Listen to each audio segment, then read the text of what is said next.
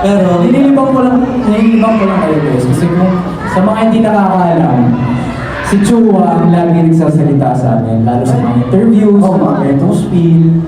kawawa naman siya, bata pa naman siya, hindi siya So ngayon, naiwan kami na... Mali. Ito na yun. Ito na, naiiyak na ako. Kasi kami, willing kami sumayaw ng 10 dance break, huwag lang kami mag-speed. Kasi lagi na lang yung mga So hindi nakakaalam guys, mas kinakabahan kami sa speeds kaysa mag-first. Ano yung pag-uusapan natin mo? Magandang tayo kami. Oo, tsaka dito kami lagi yung sinubukan ko rin. Pero, well anyway guys, dahil wala si Franz, we need to speak, we need to, no? Gusto ko rin pag-usapan natin, di ba? Nostalgia. Yes. Itong concert natin, all about nostalgia. Sige, pag-usapan natin yung journey natin, 4 years. Ikaw, anong mga naging struggles mo, challenges mo sa 4 years na yun? Naalala ko dati, nung trainee pa lang kami, nag-goal kami na magkaroon ng 1,000 runs para sa Lutis. Oo, Kasi nag-goal. Grabe yun. sobrang naalala ko yun kasi every year na namin, kunwari, 1 run. Habang di sila nakatingin lahat. Dinanitigan ni Stan, di ba? Ganun siya. So yun. Pero, nagsasabihan tayo, ako 1,000 ba tayo? Hindi. Parang lagi ka lang sa word eh. Parang dinadagdagan mo. Doon siya nakatambay para dagdagan, para alam niyo yun, mapabilis 1,000 Pero, Hindi, pero naka naman kami guys, huwag niya kami i-judge. Ano? Kasi naka 800 naman kami, 804. 800. Eh, sama ba doon yung 4.5? Bakit 4.5 siya galing yung Kasi kasi 4.5? nag-training kami noon, tapos biglang tinawag kami lunch break na doon. Oh, ikaw. Challenges mo. Hindi, actually, naalala ko. Kasi nga ako yung first member. So naalala ko, lahat sila nakita ko, mag-audition, gano'n. Tapos si Sam, siya yung madaldal, yung lahat pinento niya kahit di siya tinatanong. Ako, tapos ako, isang tanong, isang sabi lang, sabi ko, Lord, ano naman ito? Feeling ko, sabi ko. Pero gano'n, kasi nga opposite ko siya, kaya.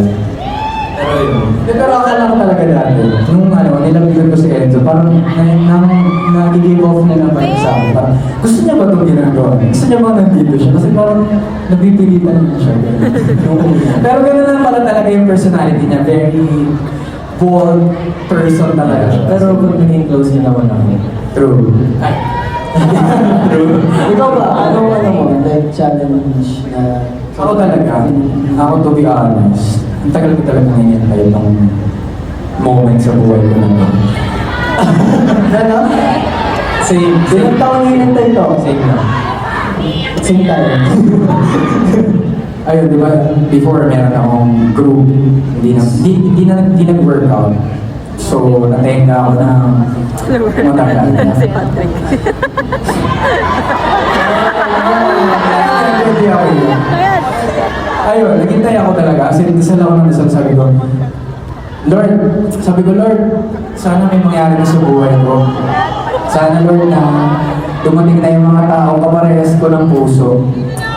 Tapos, ayun, binigay na. Pila ka, te. So, sweet. Maraming salamat sa inyo.